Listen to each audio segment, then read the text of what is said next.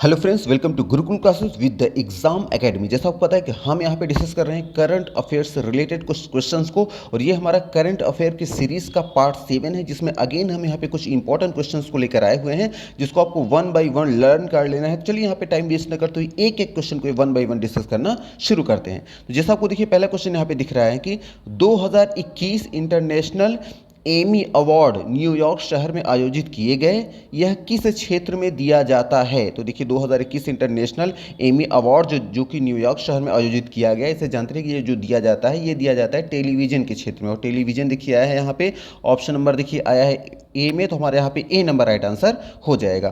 फिर देखिए second number question आ जाएगा। क्वेश्चन नंबर हमारा क्या कह रहा है? सेकंड नंबर, ये कृष्णा नगर को 2021 ध्यानचंद्र खेल रत्न पुरस्कार से सम्मानित किया गया, वह किस खेल से संबंधित हैं? तो देखिए कृष्णा नगर नहीं, कृष्ण नागर नाम है। तो देखिए फिर से देख लीजिएगा, कह रहे हैं कृष्णा नागर को एक हैं, कृष्णा नागर को इंसान है, कह रहे हैं इनको 2021 ध्यानचंद खेल रत्न पुरस्कार से सम्मानित किया गया है। तो कह रहे हैं किस खेल से संबंधित? जानते रहे कि ये खेल से जो संबंधित है ये है पैरा बैडमिंटन, और पैरा बैडमिंटन देखिए ऑप्शन नंबर यहाँ डी में है, तो हमारे यहाँ पे डी नंबर राइट आंसर हो जाएगा। फिर देखिए थर्ड नंबर हमारा क्वेश्चन क्या कह रहा है कि संध्या गुरुंग जिन्हें 2021 में द्रोण पुरस्कार दिया गया, कह रहे हैं किस खेल से संबंधित हैं? तो जानते रहिए कि जो संध्या गुरुंग जो हैं, जानते रहिएगा इनको जो 2021 में द्रोणाचार्य पुरस्कार दिया गया, ये संबंधित है बॉक्सिंग से। और बॉक्सिंग देखिए ऑप्शन नंबर ए में आया है, तो हमारे यहाँ पे ए नंबर राइट आंसर हो जाएगा। फिर देखिए आ जाएंगे हमारे यहाँ फोर्थ नंबर क्वेश्चन क्या कह रहा है कि 2021 में कितने खिलाड़ियों को अर्जुन पुरस्कार से सम्मानित किया गया? तो जानते रहिएगा 2021 में जो खिलाड़ियों को सम्मानित किया गया अर्जुन पुरस्कार से, उनकी संख्या जो है वो है 35, और 35 देखिए है ऑप्शन नंबर डी में, तो हमारे यहाँ पे डी नंबर राइट आंसर हो जाएगा। आपको याद रखना है कि 2021 में अर्जुन पुरस्कार से सम्मानित होने वाली खिलाड़ियों की जो संख्या कितनी है? 35 है। फिर देखिए आ जाएंगे फिफ्थ नंबर, हमारा क्वेश्चन क्या कर रहा है कि बेंजामिन लिस्ट में इनमें से किस क्षेत्र में उत्कृष्ट कार्य के लिए नोबेल पुरस्कार प्रदान किया गया? तो जानते रहिएगा बेंजामिन लिस्ट में जो भी यहाँ पे जो 4 पॉइंट दिए गए हैं, इन सभी में से जानते रहिएगा उत्कृष्ट कार्य करने के लिए जो नोबेल पुरस्कार मिला गया है बेंजामिन लिस्ट में, वो है रसायन के क्षेत्र में। और रसायन के क्षेत्र में देखिए आया ऑप्शन नंबर यहाँ पे सी में, तो इसलिए हमारे यहाँ पे सी नंबर राइट आंसर हो जाएगा। फिर देखिए आ जाएंगे यहाँ पे हमारा 6 नंबर क्वेश्चन क्या कह रहा है कि दामित्री मुरातोव को इनमें से कौन से नोबेल पुरस्कार 2021 से सम्मानित किया गया है? तो ये जो दामित्री मुरातोव जो हैं, कह रहे हैं इनको नोबेल पुरस्कार 2021 तो मिला है, लेकिन कह रहे हैं कि किसके लिए इनको मिला है? तो जानते रहिए कि इनको शांति के लिए मिला है, शांति के लिए इनको नोबेल पुरस्कार मिला है। किसको मिला है? दामित्री मुरातोव को। और क्या मिला है इनको? 2021 का नोबेल पुरस्कार। और किस लिए मिला है? शांति के क्षेत्र के लिए। फिर देखिए आ जाएंगे यहाँ 7 नंबर क्वेश्चन क्या कह रहा है कि अब्दुल रज़ाक गुरनाह को इनमें से कौन से नोबेल पुरस्कार 2021 से सम्मानित किया गया है? इसका मतलब जो अब्दुल रज़ाक गुरमान जो हैं, इनको नोबेल पुरस्कार 2021 तो मिला है, लेकिन किसके लिए मिला है? तो जानते रहिए कि इनको साहित्य के लिए मिला है। और साहित्य देखिए ऑप्शन नंबर डी में है, तुम्हारा यहाँ डी नंबर राइट आंसर हो जाएगा। आपको याद रखना है कि साहित्य के क्षेत्र में 2021 का नोबेल पुरस्कार किसको मिला है? अब्दुल रज़ाक गुरनाम को। फिर देखिए आ जाएंगे यहाँ पे 8th नंबर, हमारा क्वेश्चन क्या कह रहा है कि किस राज्य सरकार ने पहली बार MBBS की पढ़ाई को हिंदी में करवाने का ऐलान किया है? तो जानते रहिए कि जिस राज्य सरकार ने पहली बार MBBS की पढ़ाई को हिंदी में करवाने का ऐलान किया है, वो है मध्य प्रदेश। और मध्य प्रदेश दिखा है ऑप्शन नंबर डी में, तो हमारे यहाँ पे डी नंबर राइट आंसर हो जाएगा। फिर देखिए आ जाएंगे 9th नंबर, हमारा क्वेश्चन क्या कह रहा है कि देश की पहली hydrogen fuel cell car Mirai, जिसका नाम क्या है? मिराई। इतना याद रखिए, हो सकता है कि इस तरह भी क्वेश्चन आ जाए कि हाइड्रोजन फ्यूल से चलने वाली जो भी गाड़ी या जो कार है या जो भी मोटर व्हीकल है, उसका नाम क्या है? तो मिराई है, ये भी याद रखिएगा। अब देखिए क्वेश्चन क्या कह रहा है कि देश की पहली hydrogen fuel cell car Mirai से नितिन गडकरी सांसद पहुंचे, इसे किस कंपनी ने बनाया है? तो जानते रहिएगा हाइड्रोजन फ्यूल सेल कार जिसका नाम मिराई है, जिससे नितिन गडकरी संसद पहुंचे थे, इसको बनाया है टोयोटा ने। और टोयोटा देखिए है ऑप्शन नंबर बी में, तो हमारे यहाँ पे बी नंबर राइट आंसर हो जाएगा। क्वेश्चन ऐसे भी आ सकता है कि hydrogen fuel cell car Mirai को किस कंपनी ने बनाया है? तो आंसर क्या होगा? टोयोटा। फिर देखिए आ जाएंगे हमारे यहाँ 10th नंबर क्वेश्चन क्या कह रहा है कि किस राज्य के शास्त्रीय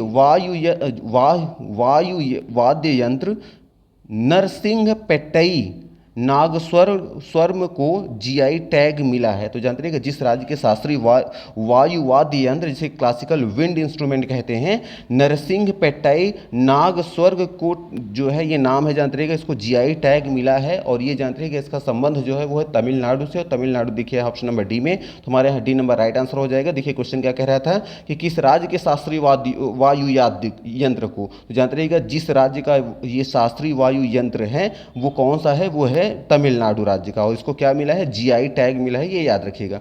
फिर देखिए आ जाते हैं हमारा यहाँ 11 नंबर क्वेश्चन क्या कह रहा है कि कर्नाटक हाई कोर्ट ने किस आधार पर शिक्षण संस्थानों में हिजाब पर प्रतिबंध को सही ठहराया है? तो देखिए कर्नाटक का जो कर्नाटक हाई कोर्ट है कह रहे हैं कि उसके आधार पर हिजाब को शिक्षण संस्थाओं में बैन करने के लिए जो बैन उन्होंने किया है, तो क्या उन्होंने तर्क दिया है? तो याद रखिएगा उन्होंने जो तर्क दिया था, देखिए ऑप्शन में क्या दिया है, भारतीय संस्कृति का तर्क उन्होंने दिया, या धार्मिक आज़ादी का हनन का तर्क दिया, देश की सुरक्षा का तर्क दिया, या हिजाब इस्लाम का अनिवार्य हिस्सा नहीं है, ये तर्क दिया। तो जानते रहिए कर्नाटक हाई कोर्ट ने जिस आधार पर शिक्षण संस्थानों में हिजाब पर प्रतिबंध लगाने को सही ठहराया था वो था कि ये ऑप्शन नंबर डी कि जो हिजाब है ये इस्लाम का अनिवार्य हिस्सा नहीं है अकॉर्डिंग टू कुरान, यानी कुरान के अनुसार ये बिल्कुल भी उसका हिस्सा नहीं है। तो इसी आधार पर कर्नाटक हाई कोर्ट ने इसको सही ठहराया कि शिक्षण संस्थानों में हिजाब पहनकर आना बिल्कुल भी सही नहीं है, इसलिए हमारे यहाँ पे ऑप्शन नंबर डी यहाँ पे हम क्लिक कर देंगे। फिर देखिए आ जाएंगे 12 नंबर क्वेश्चन क्या कह रहा है कि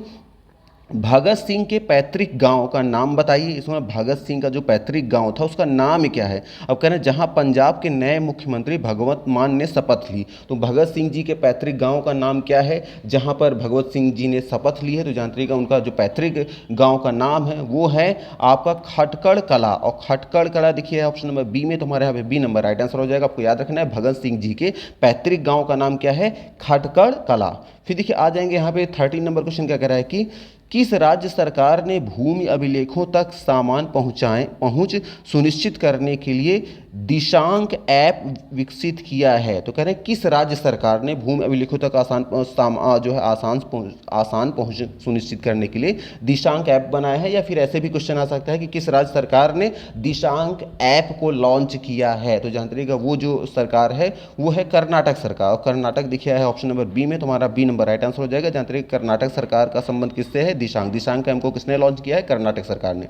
फिर देखिए आ जाएंगे हमारे यहाँ पे 14 नंबर क्वेश्चन क्या कह रहा है कि देश में पहली बार किस मुख्यमंत्री ने विधानसभा में बजट पेश करने के लिए गोबर से बने ब्रीफकेस का इस्तेमाल किया है? तो किस मुख्यमंत्री ने विधानसभा में बजट पेश करने के लिए गोबर से बने ब्रीफकेस का यूज़ किया है? तो जानते रहिएगा वो हैं भूपेश बघेल, और भूपेश बघेल दिखे हैं ऑप्शन नंबर बी में, तो हमारे यहाँ पे बी नंबर राइट आंसर हो जाएगा। जानते रहिएगा कि ये भूपेश बघेल जी जो हैं ये पहले मुख्यमंत्री हैं जो कि विधानसभा में बजट पेश करने के लिए ये गोबर से बने ब्रीफकेस को लेकर आए थे। फिर देखिए आ जाएंगे यहाँ 15 नंबर क्वेश्चन क्या कह रहा है कि केंद्र सरकार ने प्राइवेट मेडिकल कॉलेज की कितनी प्रतिशत सीटों पर सरकारी कॉलेजों के बराबर फीस लागू करने का ऐलान किया है? तो जानते रहिएगा केंद्र सरकार ने प्राइवेट मेडिकल कॉलेजों की जितनी प्रतिशत सीटों पर सरकारी कॉलेजों के बराबर फीस लागू करने का ऐलान किया है वो है 50%, और 50% लिखा है ऑप्शन नंबर ये 50%, तो हमारा यहाँ पे राइट आंसर ए नंबर हो जाएगा। फिर देखिए आ जाएंगे यहाँ पे हमारा 16 नंबर क्वेश्चन क्या कह रहा है कि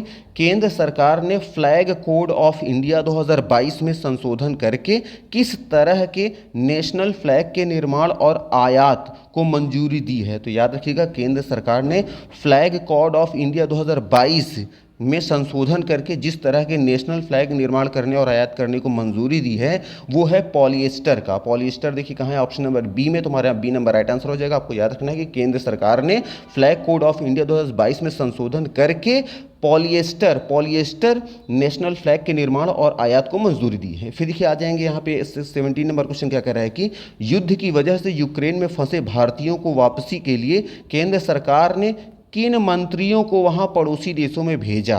तो याद रखिएगा युद्ध की वजह से यूक्रेन में जो भारतीय जो फंसे हुए थे उनको लाने के लिए जो मंत्रियों के समूह को जो भेजा गया था उसमें कौन कौन थे? तो याद रखिएगा उसमें जो थे हरदीप सिंह पुरी भी थे, ज्योतिरादित्य सिंधिया भी थे, किरण रिजिजू भी थे और जनरल वी के सिंह भी थे। तो ये चारों लोग थे, इसलिए हमारा जो आंसर होगा ऑप्शन नंबर हम डी को क्लिक कर देंगे, जिसमें दिया है ए और बी दोनों। तो जानते रहिएगा यूक्रेन में फंसे भारतीयों को लाने के लिए जो राजनेताओं को भेजा गया था कौन कौन थे? हरदीप सिंह पुरी भी थे, ज्योतिरादित्य सिंधिया भी थे, किरण रिजिजू भी थे और जनरल वी के सिंह भी थे। तो इसलिए हमारा ऑप्शन नंबर डी यहाँ पे हम क्लिक कर देंगे। फिर देखिए आ जाएंगे यहाँ पे 18 नंबर क्वेश्चन क्या कह रहा है कि केंद्र सरकार ने यूक्रेन में फंसे अपने भारतीयों को लाने के लिए अभियान एक लॉन्च किया था। तो क्वेश्चन कह रहा है कि उस अभियान का नाम क्या है? तो जानते रहिएगा केंद्र सरकार ने यूक्रेन में फंसे भारतीयों को लाने के लिए जिस अभियान को लॉन्च किया था उस अभियान का जो नाम था वो था ऑपरेशन गंगा, और ऑपरेशन गंगा देखिए ऑप्शन नंबर ए में, तो हमारे यहाँ पे ए नंबर राइट आंसर हो जाएगा। फिर देखिए आ जाएंगे यहाँ पे 19 नंबर क्वेश्चन क्या कह रहा है कि भारत ने किस अरब देश में आईआईटी भारतीय प्रौद्योगिकी संस्थान खोलने का फैसला किया है? तो जानते रहिएगा भारत ने जिस अरब देश में आईआईटी जिसे आप कहते हैं भारतीय प्रौद्योगिकी संस्थान खोलने का फैसला किया है वो है संयुक्त अरब अमीरात, और भाई संयुक्त अरब अमीरात देखिए ऑप्शन नंबर डी में, तो हमारे यहाँ पे डी नंबर राइट आंसर हो जाएगा। फिर देखिए आ जाएंगे हमारा 20 नंबर क्वेश्चन क्या कह रहा है कि सुप्रीम कोर्ट ने हरियाणा में स्थानीय लोगों के लिए प्राइवेट जॉब में कितनी फीसदी आरक्षण देने के कानून पर रोक लगाने वाले हाई कोर्ट के आदेश को रद्द कर दिया है? फिर से एक बार सुन लीजिए क्वेश्चन को। सुप्रीम कोर्ट ने हरियाणा में स्थानीय लोगों के लिए प्राइवेट जॉब में कितनी फीसदी आरक्षण देने के कानून पर रोक लगाने वाले हाई कोर्ट के आदेश को रद्द कर दिया है? तो जानते रहिएगा जो प्रतिशत जो रद्द किया गया है वो है 75%, जो कि ऑप्शन नंबर बी में है। तो इसलिए हमारा बी नंबर राइट आंसर हो जाएगा। आपको याद रखना है कि सुप्रीम कोर्ट ने हरियाणा में स्थानीय लोगों के लिए प्राइवेट जॉब में 75% फीसदी आरक्षण देने के कानून पर रोक लगाने वाले हाई कोर्ट के आदेश को रद्द कर दिया है, इसलिए हमारा ऑप्शन नंबर बी को यहाँ पे हम क्लिक कर देंगे। फिर देखिए आ जाएंगे 21 नंबर क्वेश्चन हमारा क्या कह रहा है कि अहमदाबाद सीरियल बम ब्लास्ट में 38 दोषियों को फांसी की सजा हुई। तो जो अहमदाबाद में जो सीरियल ब्लास्ट हुए थे उसमें 38 दोषियों को फांसी की सजा भी हाल ही में हुई है, और कह रहे हैं सजा हुई है और जो कि स्पेशल कोर्ट ने सुनाया है। तो याद रखिए अहमदाबाद सीरियल ब्लास्ट जो हुआ था उसके 38 दोषियों को फांसी की सजा स्पेशल कोर्ट ने सुनाई है। कह रहे हैं कि यह ब्लास्ट हुआ कब था, उनको सजा तो अभी हुई है, हाल ही में हुई है। 38 दोषियों को फांसी की सजा सुनाई, स्पेशल जो है कोर्ट ने उनको सजा सुनाई, लेकिन वो एक्चुअल में हुआ कब था ये घटना? तो याद रखिए जो सीरियल ब्लास्ट जो हुआ था अहमदाबाद सीरियल बम ब्लास्ट ये हुआ था 26 जुलाई 2008 को, और 26 जुलाई 2008 आया है देखिए ऑप्शन नंबर ए में, तो हमारे यहाँ पे ए नंबर राइट आंसर हो जाएगा। आपको याद रखना है कि अहमदाबाद सीरियल बम ब्लास्ट जो कि 26 जुलाई 2008 को हुआ था, इसमें पाए गए 38 दोषियों को फांसी की सजा स्पेशल कोर्ट ने हाल ही में सुनाई है। फिर देखिए आ जाएंगे यहाँ पे 22 नंबर हमारा क्वेश्चन क्या कह रहा है कि केंद्र सरकार ने दोपहिया वाहन पर कितनी उम्र तक के बच्चों के लिए सेफ्टी हार्नेस और हेलमेट को अनिवार्य किया है? तो जानते रहिएगा केंद्र सरकार ने दोपहिया वाहन पर जो बच्चों के लिए सेफ्टी हार्नेस और हेलमेट को जो अनिवार्य किया है उसकी जो उम्र बताई गई है वो है, अब याद रखिएगा 4 साल से कम। जी हाँ 4 साल से कम के बच्चों के लिए केंद्र सरकार ने दोपहिया वाहन पर जो है सेफ्टी हार्नेस और हेलमेट को अनिवार्य किया है, और 4 साल से कम की बात देखिए है ऑप्शन नंबर यहाँ पे आया है बी में, तो इसलिए हमारा बी नंबर राइट आंसर हो जाएगा। फिर देखिए आ जाएंगे 23 नंबर हमारा क्वेश्चन क्या कह रहा है कि केंद्र सरकार ने रेलवे की कितनी सर्विस को एकीकृत करके इंडियन रेलवे मैनेजमेंट सर्विस जिसे शॉर्ट में हम क्या कहते हैं IRMS का कैडर बनाया है? तो जानते रहिएगा केंद्र सरकार ने रेलवे की यहाँ पे जो बात कर रहा है कि कितनी सर्विसेज को एकीकृत कर मतलब कितनी सर्विसों को एक जगह लाकर इंडियन रेलवे मैनेजमेंट सर्विस का कैडर बनाया है। तो याद रखिएगा इसकी जो संख्या है वो है याद रखिएगा 8। तो 8 दिखे है ऑप्शन नंबर डी में, तो हमारे यहाँ डी नंबर राइट आंसर हो जाएगा। आपको याद रखना है केंद्र सरकार ने रेलवे की 8 सर्विसेज को एकीकृत करके इंडियन रेलवे मैनेजमेंट सर्विस का कैडर बनाया। कितनी सर्विस को उसको इकट्ठा करके 8, ये याद रखिएगा। फिर देखिए आ जाएंगे हम यहाँ पे 24 नंबर क्वेश्चन क्या कर रहा है कि केंद्र सरकार ने ड्रोन के आयात पर बैन लगाने का फैसला किया, इसमें किस क्षेत्र को अपवाद में रखा गया? इसका मतलब केंद्र सरकार ने भी, आपने भी सुना होगा कि हाल ही में ड्रोन के आयात की बाहरी जो है विदेशों से आने वाले जो है ड्रोन को उन्होंने बैन कर दिया था, लेकिन हाँ कुछ एक्सेप्शंस थे, कुछ ड्रोन पे जो है और नहीं लगाए गए थे रोक, लेकिन वो किस एरिया के लिए नहीं लगाए गए थे आपको ये बताना है। तो नॉर्मली तो बैन कर दिया गया था। अब देखिए यहाँ ऑप्शन क्या कह रहा है R&D, ऑप्शन बी में है डिफेंस, और ऑप्शन सी में है सिक्योरिटी, और ऑप्शन डी में है उपयुक्त सभी। तो जानते रहिएगा केंद्र सरकार ने ड्रोन के आयात पर बैन तो लगाया था, लेकिन जानते रहिएगा एक अपवाद के रूप में उन्होंने रखा था कि अगर आप RD डिफेंस और सिक्योरिटी के लिए अगर आप लेना चाहते हैं ड्रोन तो उस पर बैन नहीं होगा। इसलिए हमारा यहाँ ऑप्शन नंबर जो डी होगा, उपरोक्त सभी, इन सभी के लिए अगर पर्पज से अगर ड्रोन लिया जा रहा है, इसको ना भारत सरकार अगर ले रही है तो उस पर सैनिक अगर चाह रहे हैं, हमारे देश के जो सेना है अगर वो चाह रही है ड्रोन खरीदना जो है जो भी अपनी सीमा पर निगरानी करने के लिए, अटैक करने के लिए, तो उनके लिए ये अपवाद में रखा गया, उनके लिए कोई भी रोक नहीं थी। लेकिन नॉर्मल इंसान अगर ड्रोन खरीदना चाह रहा है तो भारत के बाहर से, तो उनके लिए रोक लगा दी गई है। फिर देखिए आ जाएंगे यहाँ 25 नंबर हमारा क्वेश्चन क्या कह रहा है कि न्यूजीलैंड में जम्मू कश्मीर में, न्यूजीलैंड ने जम्मू कश्मीर में किस क्षेत्र में सहायता प्रदान करने के सहयोग ज्ञापन पर साइन किया। इसका मतलब कि न्यूजीलैंड जो है वो जम्मू कश्मीर के किस क्षेत्र में सहायता करने के लिए उसने साइन किया है, इसका मतलब उसने मिल के डेवलपमेंट करने के लिए करार किया है। तो किस क्षेत्र में न्यूजीलैंड ने साइन किया है भारत के साथ, तो जानते रहिएगा जो यहाँ पे न्यूजीलैंड ने जो जम्मू कश्मीर में वो किया है फार्मिंग के लिए। फार्मिंग देखिए ऑप्शन नंबर बी में, तो हमारे यहाँ पे बी नंबर राइट आंसर हो जाएगा। आपको याद रखना है कि न्यूजीलैंड ने जम्मू कश्मीर में फार्मिंग के क्षेत्र में सहायता प्रदान करने के लिए जानते रहिएगा सहयोग ज्ञापन पर, एमओसी पर साइन किया है, ये याद रखिए। तो इसमें हमारा बी नंबर राइट आंसर हो जाएगा। फिर देखिए आ जाएंगे यहाँ पे 26 नंबर हमारा क्वेश्चन क्या कह रहा है, बोट लैब डायनेमिक्स और बोट लैब डायनेमिक्स देखिए है ऑप्शन नंबर बी में है, तो हमारा यहाँ बी नंबर यहाँ पे राइट आंसर हो जाएगा। तो जानते रहिएगा 73वें गणतंत्र के बीटिंग द रिट्रीट समारोह के दौरान 1000 ड्रोन का जो शो हुआ था उसे आईआईटी दिल्ली के सहयोग से जिस स्टार्टअप ने प्रदर्शित किया था उसका नाम क्या है, बोट लैब डायनेमिक्स। इसलिए हमारा ऑप्शन नंबर बी यहाँ पे राइट आंसर हो जाएगा। फिर देखिए आ जाएंगे यहाँ 31 नंबर हमारा क्वेश्चन क्या कह रहा है कि 73वें गणतंत्र दिवस के बीटिंग द रिट्रीट समारोह से महात्मा गांधी की पसंदीदा कौन सी धुन को हटा दिया गया। तो याद रखिएगा 73वें गणतंत्र दिवस के बीटिंग द रिट्रीट समारोह से महात्मा गांधी की पसंदीदा जो धुन को हटाया गया, वो जो धुन थी उसका नाम था abide with me. Abide with me देखिए है ऑप्शन नंबर ए में, तुम्हारा ए नंबर राइट आंसर हो जाएगा। याद रखिएगा 73वें गणतंत्र के दिवस के उपलक्ष्य में बीटिंग द रिट्रीट समारोह के दौरान महात्मा गांधी की जो पसंदीदा धुन को हटाया गया था वो था अबाइड विद मी। फिर देखिए आ जाएंगे यहाँ पे 32 नंबर हमारा क्वेश्चन क्या कह रहा है कि भारत ने बीजिंग विंटर ओलंपिक के डिप्लोमेटिक बहिष्कार का ऐलान चीन के किस कदम के बाद उठाया।